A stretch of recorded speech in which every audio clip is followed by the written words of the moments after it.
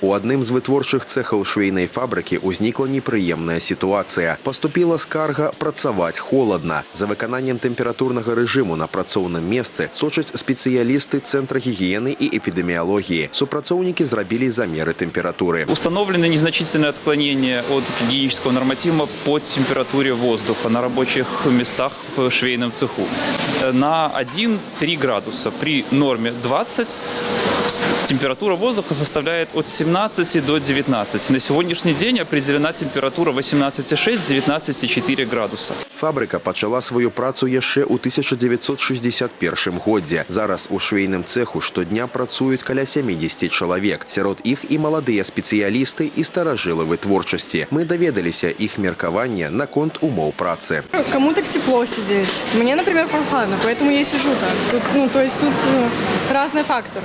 Я всегда так работаю. Мне удобно, во-первых. Если бы мне было холодно, я бы одела кофточку. Но мне удобно. Я работаю, руками двигаю, молнию шью. Мне нормально. Я 25 лет вот на пенсии работаю. Мне хорошо. Год отрабатывала, и вот 2 года прошло. Нормально. Хорошее. Тепло. Прихожу, тепло. Хорошо работается. Главное, что вот холодно немножко. А так работаем хорошо. Всю жизнь проработала здесь. Уже на пенсии работаю. Ну, бывает, конечно, и прохладно. По понедельникам прохладно. Вот тут я сидела там возле утюжки, там намного теплее. Вот тут немножко прохладно.